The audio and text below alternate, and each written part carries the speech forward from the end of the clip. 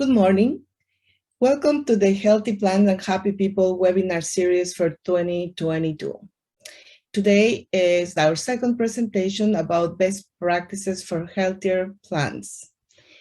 My name is Luisa Santamaria. I'm an extension plant pathologist at the Norway Lama Research and Extension Center at Oregon State University.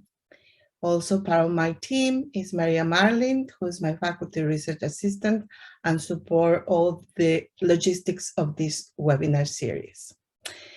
Okay, let's start with our program for today.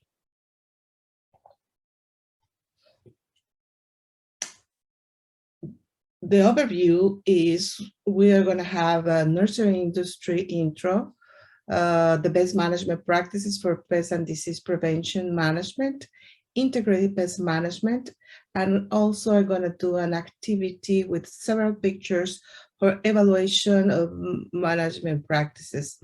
The last point, we are not going to record, just we're going all the presentation. Thank you. Let's go. What is your feedback in that? I know that this topic could be super general, but it's always important to refresh what are our concepts and to have that in mind to keep improving whatever you do at the nurseries. Okay, this year the ODA released the statistic report, and I just, for the greenhouse and nursery industry, the value of this commodity has been always in the first place. And I just wanna mention that this industry is really strong in Oregon. As you can see, it's always in first place. It's instead, despite of the COVID, I think you will know better than me that sales were good. Work was good, was still there, was I would think in the agriculture sector was one of the less hit by the COVID situation or restrictions. Well, that's what I said, according to the numbers of these statistics. But then I want to go to the importance of this industry again. What we want, what you want. What I'm trying to do is just to promote a healthy production plants, be good with the environment, be good with the people that work here, but producing at the end good product that will be high sales. And Oregon is recognized everywhere for the plants we produce. I'm proud of you that you do that good job. So one of the things that I always like to emphasize is the importance to recognize that every step in the production systems are important. They are connected with each other. It's not isolated. When I arrived, as I said several years ago, the first impression that I had when I contacted some workers, frontline workers, my work is not important. I said, why? Because I only water plants. And I said, no, that is super important. So that is when I start to connect things and kind to emphasize this point, not just for the workers, but also for the managers to increase that in among the workers, the importance that every step in production is relevant. They are important players in the production. There is a concept that I kind of like, for example, in the food industry, they look for critical control points just to put emphasis to try to avoid the introduction of pathogens. These concepts have been trying to apply for the nursery industry. I'm sure some of you are familiar with that concept. What it means is we want to increase some good practices in these critical control points to prevent the introduction of plant pathogens.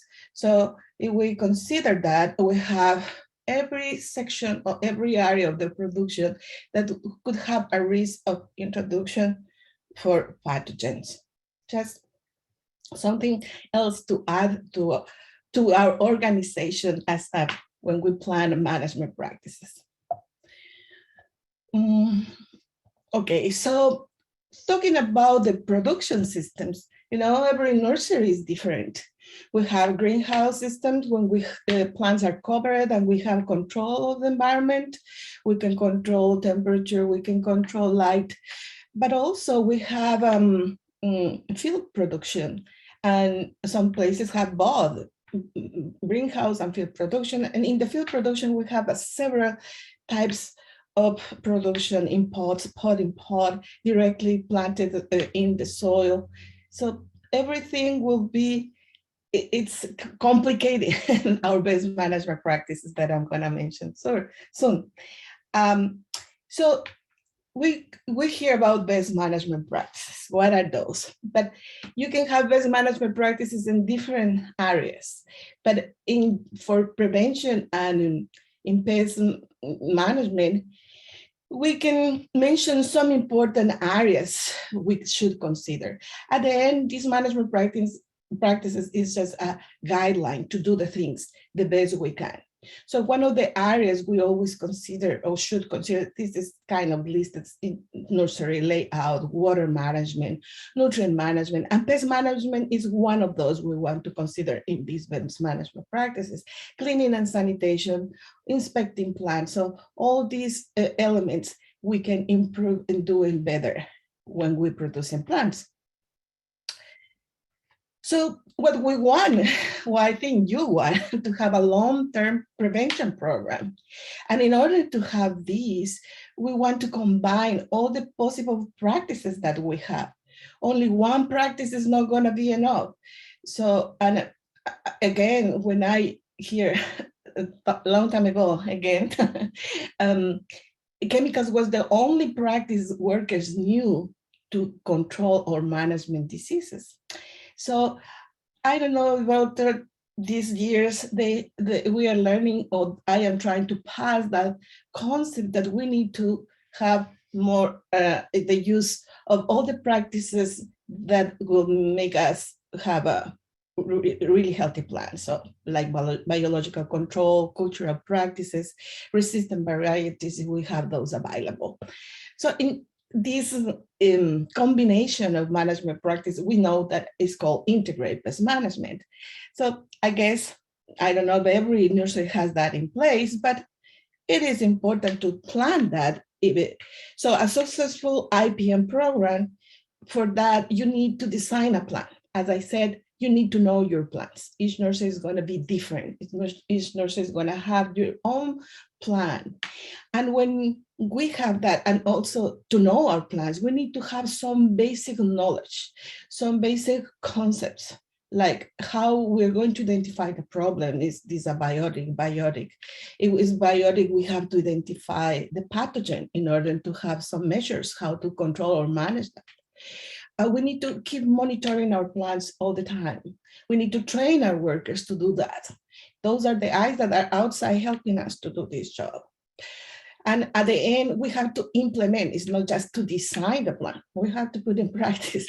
And that is sometimes could be hard or could take some time. But I think this is something I wanted to highlight about a long-term program that includes all the good practices. So talking about that, just let's go. We have kind of 4 sections, 4 ways to categorize these practices. Let's go to the mechanical control. We refer to that when we directly kill or remove the pathogen or survivor structures.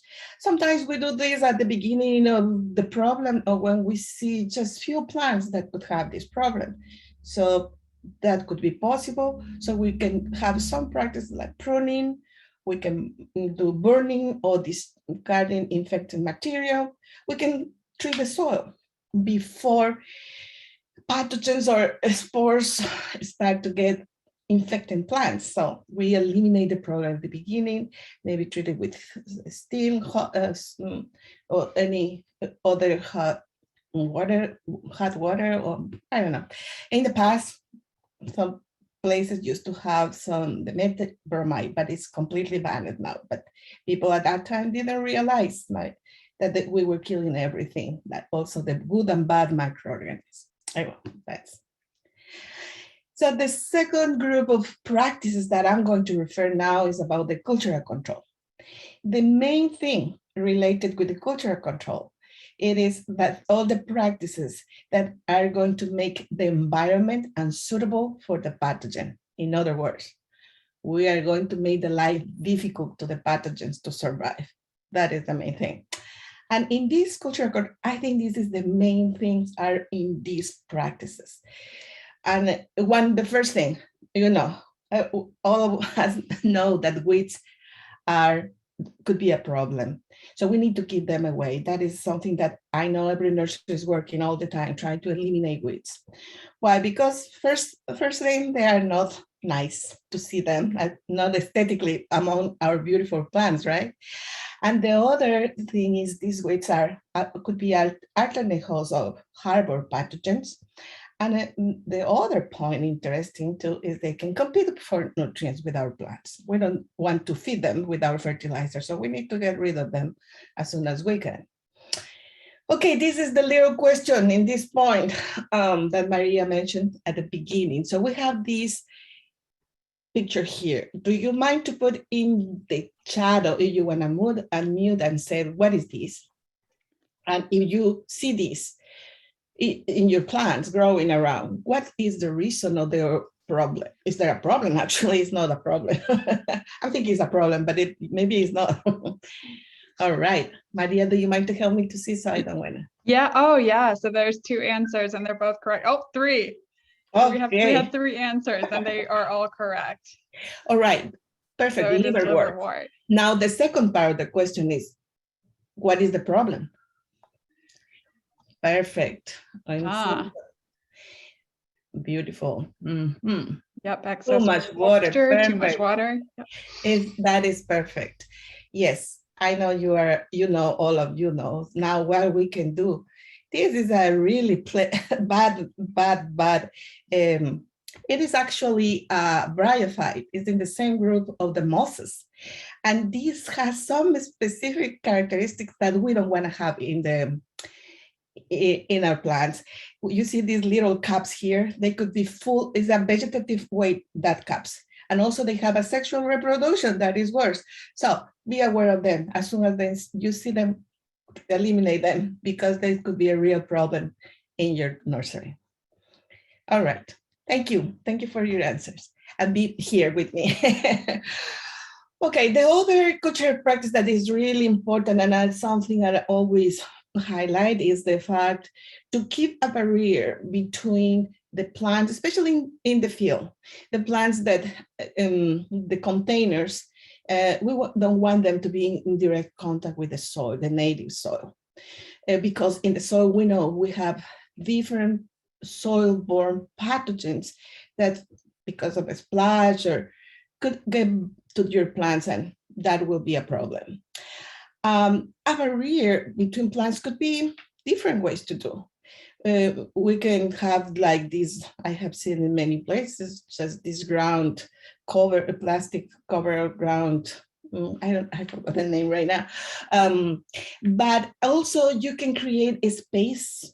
A space could be a barrier between blocks, or you can put plants that are not susceptible to diseases. So there are different ways to create barriers among plants. And I don't want you to see, I haven't seen the picture in the right, I haven't seen in Oregon, that is for sure. That is for sure. But I just wanted to show you that that could be a problem, really a problem. So just want to share this. I thought was interesting. That, well, yeah, I don't want to say more. This is another examples of barriers that people could be really creative how to do it. And sometimes you can be even fancy creating barriers between this native soil and the plants. The picture in the right, the top on the right, you can see that is more than fancy, right? They have plenty of space. I think these were mother plants. So they really treating well, these mother plants. They really care about that because they propagate them. I'm not sure, but I thought that was interesting to see it. In the field, sometimes it's hard to have this barrier, but as I said, it's really important. So gravel would work. The picture in the left, I'm not sure where I got that specifically, but that was kind of creating levels because the space was reduced, but at the same time, they want to create some barrier with the other crops. Now, I'm not going to tire to mention that all the time. Sanitation is the key to prevent pest problems. If we keep our nursery clean and tidy, I'm sure you will have less problems. I'm not saying that you're not going to have problems, even you do this. You will have. We're producing massive amount of plants, so we will always have a challenge with insects, with diseases. But if we tried since the beginning to keep the nursery organized and take all these practices that I mentioned in place, that will be a real difference. And I have been in places where they do most of these practices and they have a plan of integrate. They don't have much problems, to be honest. So it's a win-win just to have this in place. This is something that we know we need to remove dead or diseased plant material. These include drop foliage, plants that not look healthy. And these two pictures are from places that are greenhouses. And in the right is one of my latest pictures that you can see all the foliage. This plant has Phytophthora and all the leaves there. What happened with this? They will stay there, and most of all the plants around were getting infected too. So it's so important to train people to have clean, remove these plants that maybe look not, that are dead and that's it, but they could carry some pathogens. And we know some of them, they could develop survival structures that could stay there for long time, for years. And we need to prevent that presence, at least just cleaning and removing this dead material. And also, if we see a plant sick that doesn't look healthy in the center, we need to remove it. We don't want that to be the source of inoculum and spread the pathogen. Is that a pathogen to other plants? Cool piles, interesting. It is something that sometimes some nurseries have done a good job and put in the back, really away for the production area. But in other places, I still have to comment about that. Be careful, because rain, they can run up on the plants that you put there and maybe were sick. So it could move back to your place that you're trying to keep your plants healthy, right? So that is important, to keep an area dedicated and far away from your place of production. Ideally, the potting media should be completely isolated of these cool piles, and maybe an area, ideally I said, that is easy to clean. So whatever new material comes, we are trying to ensure that it's going to be clean. It's not going to bring or contaminate pathogens possibly. And also we have the possibility to clean when we receive a new batch of potting media or any kind of substrate. I'm going to show you this picture. It was in my collection of pictures. What do you think in here? I was looking for these pictures and I found this super interesting. This new substrate arrived and is in the place next to all the containers that have plants, sick plants next to that. So all the garbage and all the material they are trying to eliminate because it was sick. Plants were sick. So just sometimes we can do some, we don't take attention to some details, but that is part of the training too. So the other aspect that is really important in all our cultural practices is quarantine plants when they are coming from other nurseries. Sometimes we can track where they are coming. If we have a problem, maybe we can tell to the company that sold us our plants. Usually we can import cuttings, right? or we can import plants. And the same for you, you have to send plants. So you want to be sure that your plants are sent in the right way with all the needs that, depending on the plant material that you send in, that is going to be in good shape. During the movement, the one plant to one location, one state, maybe to other state, we don't know what happened with the transportation. Maybe they didn't go in a cool or refrigerated cars, or something happened with temperature, and if 1 or 2 or 3 spores stay there for a week, you can see something when you start to plant them. So it's just easy like that. Put the plants in quarantine. So when I was going to ask what is quarantine, I guess everybody knows, but it is will give us enough time to see if symptoms or signs are observed after that time. So one of the things we observe could be signs or symptoms. Again, this is one of my favorite pictures in the left. Was so uniform, but try this there, that I couldn't believe. But the thing is, I don't know what happened really, but that is just an example to see how if we don't do the right practices since the beginning, and we don't take all these simple good practices, we can have problems at the end. So sometimes it's good to disinfect our cuttings and put them still away until they start to grow, to see what is going to happen at the end. Water management and irrigation is something we really need to care about. And I'm just going to mention that is one of the important aspects in our nurseries. We try to avoid standing water, but also it's so important, the irrigation and other aspects in the management of plants. Thinking about that, I'm not going to talk much about that because we are going to have a presentation just about water and irrigation at nurseries. This is going to be in November of this year's, kind of the end of our series, but it's still important. I just want to keep you in mind that presentation is coming. Okay, so other aspects in our nurseries, use containers. We always want to reuse the containers. They cost money, right? And I agree with that. But we need to take care how to clean them and sanitize them before we use them. And I know there's a shortage of containers at this moment, but they are getting more value even for the same reason. We need to store the containers correctly. I have seen this in several nurseries, that containers are just inside of the nursery, laying over the native soil and getting old there sometimes.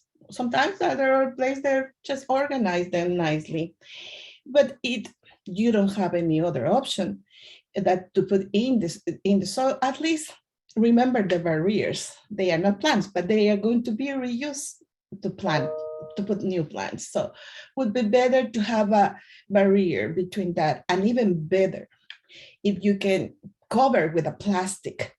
Solarization, there is some data that solarization could have a good effect to kill pathogens. So if you're not going to use them, but still you want to keep it, cover them. The soil could help you to kill the pathogens that are inside. And there is data and reference how to do the process correctly. Now, talking about the pathogen, especially in containers, and there have been several research papers talking about this theme, and that is considered one of the most efficient way to eliminate pathogens, especially when you have a lot of containers and you want to do so. The investment to have a chamber with steam, actually, I think is worth to have if you have a lot of containers to clean. And there is this nice table that I like to share that is coming from the say procurement and production manual that was developed by OAN 12 years ago, I guess, or 10 years ago, 10 years ago. And where we have a nice reference of temperatures. So most of the pathogenic fungi and bacteria die at about 140 Fahrenheit. When you have a steam, temperatures are even higher than that, among maybe 180 Fahrenheit. You know or have heard about composting, right? When you have a real good composting is when you have temperatures inside of the compost pile about 180 Fahrenheit. So that will tell you, you can relate that is the temperature, high temperature is going to be really helpful to kill most of our pathogenic microorganisms and also some of the seeds of difficult weeds. So two things at the same time. So steam you should consider in some. Also, you can use steam to disinfect small amounts of substrates or soil, and that could be helpful too. What about the nursery layout? Yes, nice, left and right, field containers, organized cleanly. I like these two pictures because you can see, I don't know, I like organized things, and I think here they did a really good job. And the main thing of this is to provide the proper space for plants, and especially they are going to be for long term in your field. And but also it allows you to go and walk around maybe and keep scouting and looking if there is a problem around that, right? In the center, we have a picture of a greenhouse, and you see the plants all packed together. I know that could be different because those are herbaceous plants and maybe seasonal plants that are living every 3 months, I don't know, but still they look super compact. And we need to provide kind of a little space to them, but I don't know, it's up to each nursery, but it's something you can consider every time that you have a new crop or you are organizing your plants. We have several benefits doing this. First, better airflow that will help to eliminate the excess of moisture on the leaves. Leaf wetness is what it helps to develop infections of pathogens. Think like a spore land in a nice leaf with a few drops of water, and they have enough time to spend all night to start the infection. So that we don't want. Also, this spacing helps the plants to grow more even because they have a nice space to grow. And also we reduce the contact between plants. And if there is a problem with one of them, we can contain a little bit the spread of the pathogen. And as I said, to me, the most important thing is have the chance to scout the plants. In the picture here in the low part of the slide, you can see plants. Even those plants are going to be there 1 or 2 months or 3 months. It's enough time for, if there is a problem with some spores or pathogens starting to grow, how are you going to access them? I don't see it. So I like to show this slide because it's like an example. How can we do a good evaluation or monitoring of our plants if we don't have access to them to try to eliminate the problem? And also there is another aspect in this cultural practice that is really important and we really should take in count. I know that sometimes there's not available, that this is the resistant material to some specific pathogens. Breeders are trying to get these in conventional ways, but also there are some molecular techniques now to produce faster plants that have some traits that we are interested. But again, we need to look for the cultivars that could have some potential resistance for specific pathogens or problems. Now, we have talked about all the things that we do in the greenhouse, in the field, but now about the people that work in a nursery. Can we move pathogens around the nursery? And I would say yes. And I think maybe you agree with me, right? How can we move these pathogens? On many things, in our footwear, vehicles.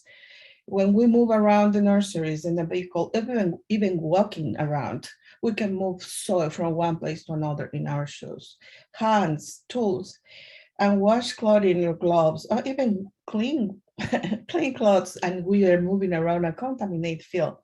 They could not be clean after that. So we move to other place, we can keep moving spores. So in order to do that, I'm just going to give a couple examples that is always good to consider in a nursery, especially the ones that have a greenhouse.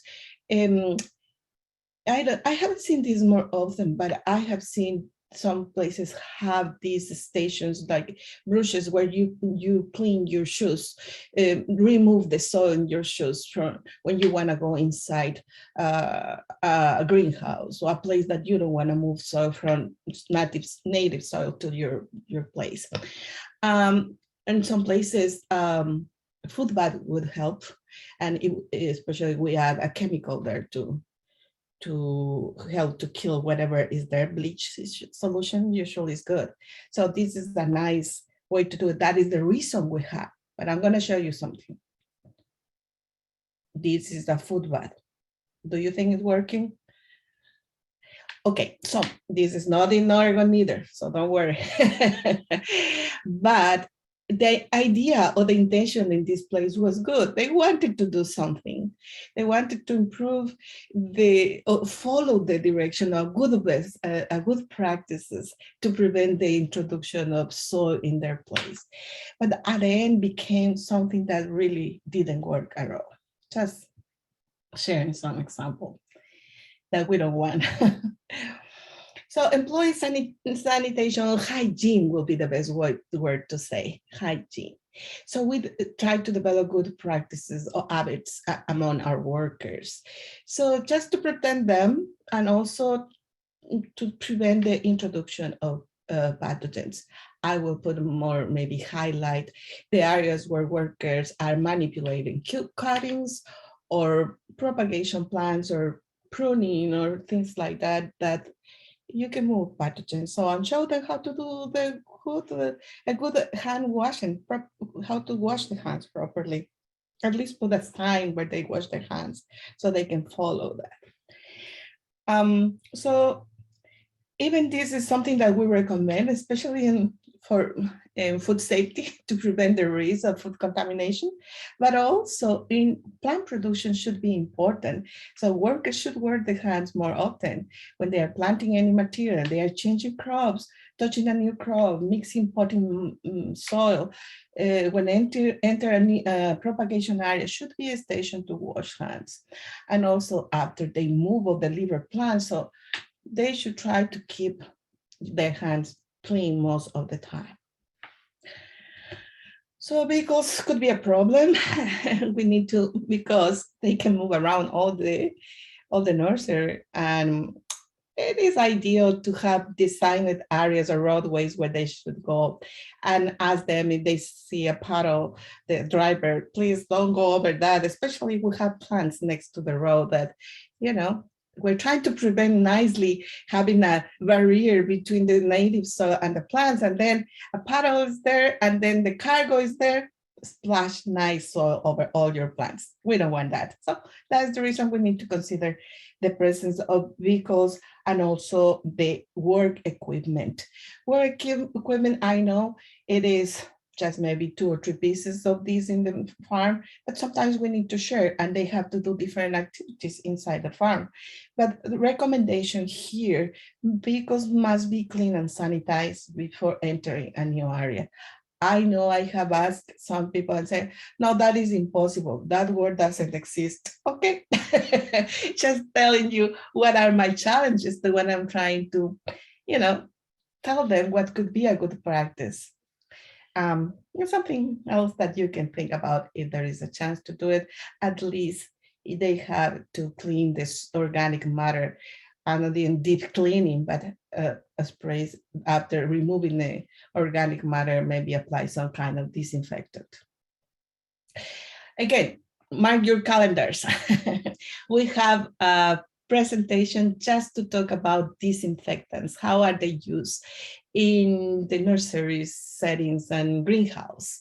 We're gonna do that. I think it's important how to prepare them, how to follow instructions and label, things like that, mode of actions of these disinfectants. So keep in mind this day too, please add to your calendar. That would be nice to have you again. The third group of practices to implement our integrate pest management is biological control. I'm not going to go deep in that, but it's just we are talking about organisms, living organisms that antagonize or destroy another living organism. In this case, we want to kill a pest or a pathogen. Here we have this beautiful ladybug that is used intensively in many nurseries as a biological control. One of the things that was interesting to me a few years ago, or not even every time, I guess, when I talk about biological control, I show the larvae of the ladybug. And I asked first that, have you seen this? And they say, oh yes, we killed them. Okay, great. That is so sad because that is the larvae stage of the ladybug. And they feel super guilty that they have killed a good insect. And also we have some fungal microorganisms that have been now producing a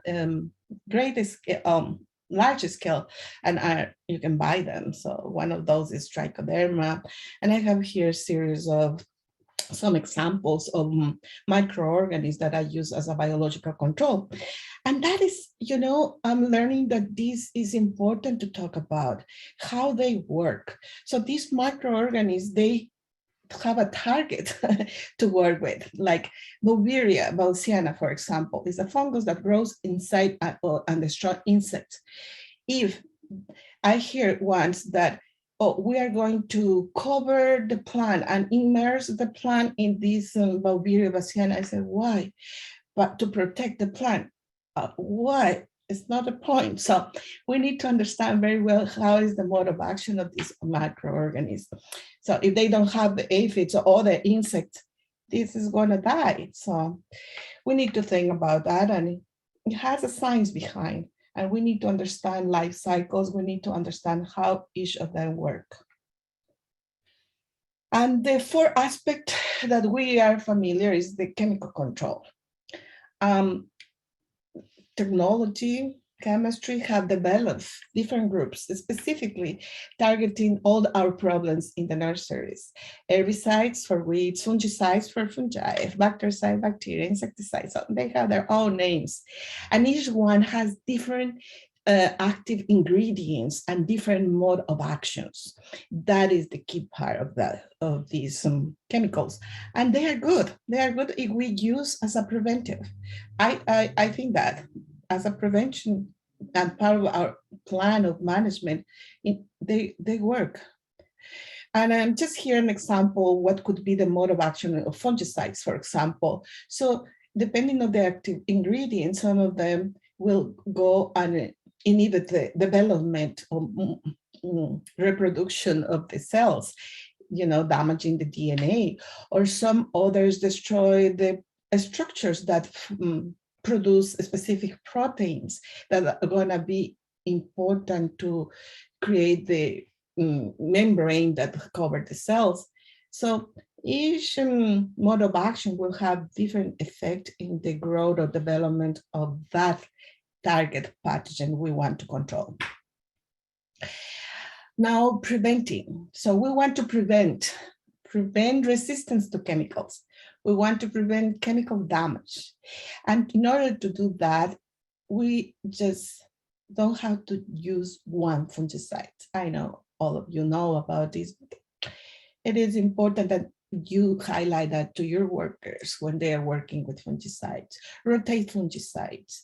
And also, as I said, we need to create this plan of work, not using only one strategy to control or prevent pests.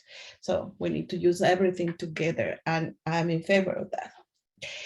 And sometimes workers, or I don't know, people think that if they apply more, that would be better. So they always start with the highest doses, or just thinking that could be the best option. And what happened at the end is they over apply And instead to help plants, they damage plants. So you can see sometimes chemical damage that is in this picture in the left, that is uniform damage, you know that something happened there, and in this case was related with chemicals. So now we have talked about the best management practices, right? But the control, but now the important part here is the identifying the problem and how we do that, how we help ourselves to do that, how will we identify the problem. Again, scouting and training people to identify what they have to look for. And so what is scouting is exploring the area where we are going to gather information if we see or know a problem.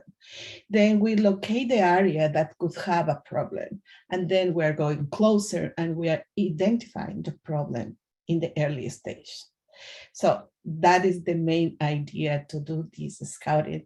And scouting could be different, but what is important is when we can react in timely manner. That means we can avoid the presence of the pathogen since the beginning. So we are going to contain the spread of the pathogen to other disease, other plant material. We can remove, and in consequence, we are going to reduce crop loss because we have acting on time. We're also going to reduce the applications because we are not going to need that much. We're going to need something to maintain the pathogen in the spread, and we're going to control that. So scouting would be an important strategy, if I can say, a strategy or tool to help us. And in the long run, it's going to help to the company or to the nursery to save money. So that is what we want to hear, right? The impact. That is going to have an important impact. So when we are scouting, we are looking for signs and symptoms. We're looking for uneven plants. But when we're saying signs and symptoms of pathogens or pests, that is another key part that we need train, and we need a constant training. It's not just once. So that we need to show workers, people that are outside, to recognize fast what is the problem, where is the problem, and they have to learn how to communicate with managers immediately. So, and also usually when we are doing scouting, we look for off-color plants generally, right? And also we look for things we need to improve and manage, like weeds and the off color. So we can see first, as I said, the big picture, we see some spots that are changing color, and then we go closer and closer and we can see what is going on. So we cannot say at the beginning it's a pathogen or not until we see close what it is. So on the right, maybe it is a sunburn, and they show up, maybe yesterday didn't have those exposed, and then we have a sunny day, and I don't know, they wear the plants early at noon, I don't know. So just those are some symptoms, and we can see, and we need to explore the real problem. When we see standing water or some water lines that are leaking, we need to take care of that. So scouting also helps us not just to identify the problem, but also the source of potential problem. When we see snails, when we see slugs, that really means that we have an excess of moisture, right? Wet conditions. We need to take care of that. And then when to scout, that will be different for each nursery. As I already said, we need to know our plants.